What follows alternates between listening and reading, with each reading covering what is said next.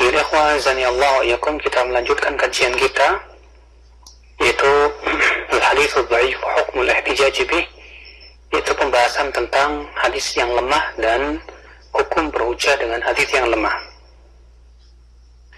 Kemarin telah kita bahas tentang permasalahan yang berhubungan dengan mengapa di dalam kitab-kitab hadis seperti Sunan Abu Daud, Sunan Tirmidzi, Sunan Nasa'i, demikian pula Sunan Ibnu Majah, ya, dan kitab-kitab yang mengumpulkan hadis-hadis yang lainnya yang disertai dengan sanad, ya, baik Sunan Baihaqi, demikian pula Sunan Darimi, ya, demikian pula Mustadrak Al-Hakim dan yang lainnya. Mengapa masih didapatkan di sana periwayatan-periwayatan yang lemah? Ya, mengapa sampai terjadi demikian? Apakah para ulama itu tidak tahu bahwa itu adalah riwayat yang lemah atau bagaimana? Telah kita jawab kemarin, ya, beberapa jawaban, bahwa jawaban yang pertama, para ulama sengaja menyebutkan hadis-hadis tersebut di dalam kitab-kitab mereka liya'rifuha, untuk memperkenalkan kepada masyarakat bahwa ini hadis sudah lemah, hadis ini lemah, agar mereka diketahui bahwa ini hadis yang lemah, ya. Kemudian alasan yang kedua, bahwa periwayatan hadis yang lemah ya, terkadang boleh jadi ketika ditemukan jalan lain dia menjadi kuat dan naik kepada derajat hasan. Makanya seorang ulama misalnya, ya, sengaja menyebutkan hadis ini, ya, sanad hadis tersebut dengan sanadnya yang lemah. Barangkali, ya, seorang pencari selanjutnya menemukan jalan lain. Ternyata jalan lain tersebut dalam kitab lain dari yang ditulis oleh ulama lain ditemukan ada jalan yang menguatkannya, sehingga hadis tersebut menjadi naik kepada hasan li ghairihi. Ya. Kemudian alasan selanjutnya, ya, bahwa periwayatan perawi yang dhaif, ya, ada yang sahih, ada yang dhaif, bahkan ada yang sangat dhaif, ya.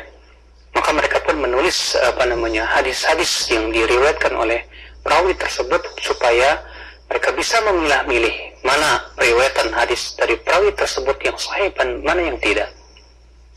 Berikut, ya, keterangan Al-Hakim, Imam Al-Hakim An-Nisaburi Abu Abdullah, ya, ketika menjelaskan tentang ini. Kata Al-Hakim dalam kitab beliau Ulumul Hadis, wala'alla qailan yaqulu, barangkali ada orang berkata, wa mal gharbu fi takhriji ma la yasihhu sanaduhu wa yu'addar ruwatu, lalu apa tujuan mengeluarkan hadis-hadis yang sanadnya tidak sahih, ya, dan perawi-perawinya tidak adil? Ya, apa tujuannya para ulama, ya, ketika meriwayatkan hadis-hadis yang seperti itu? Al-jawab fi dzalika min awjah. Jawabnya, kata beliau, itu dari beberapa sisi. Ya.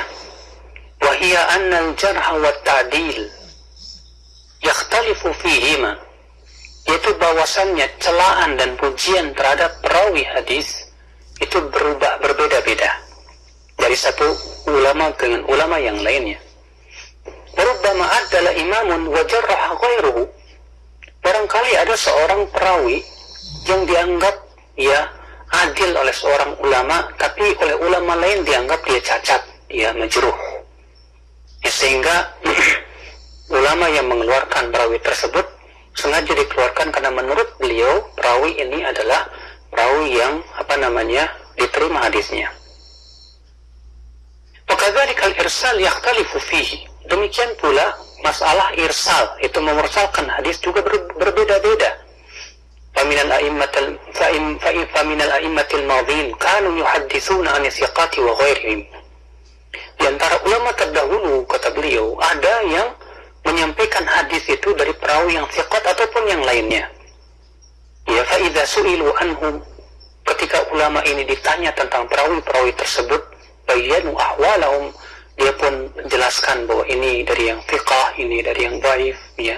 Dia bisa menjelaskannya. Ya. Sumaqal, kemudian beliau berkata, walil a'immati fi dzalika gharbun dhahir.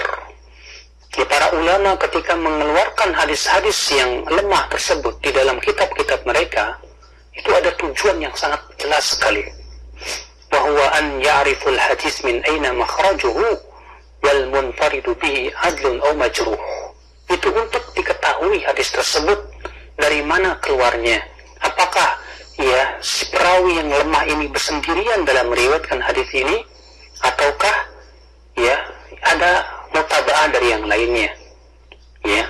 Nah, ini subhanallah ya akhi sebuah faedah yang besar.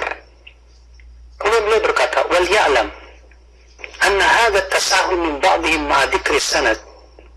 Ya, dan hendaklah diketahui bahwa kemudahan atau tasahul, ya, sikap yang longgar dari sebagian ulama itu semuanya dengan cara menyebutkan sanadnya. Ya, ketika misalnya ulama tersebut, bukan berarti ulama tersebut ya tidak tahu, ya, bahwasannya ulama tersebut bukan berarti tidak tahu bahwa sanadnya ada perawi yang lemah, bukan begitu. Akan tetapi sengaja disebutkan sanad tersebut, ya, sengaja seakan-akan ulama ini mengatakan saya sudah menyebutkan sanadnya. Silakan Anda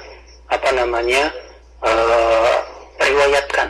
Silakan Anda periksa sendiri. Silakan Anda iktibar, yaitu memeriksa jalan-jalan daripada hadis tersebut. Barangkali ada jalan lain yang bisa menguatkannya.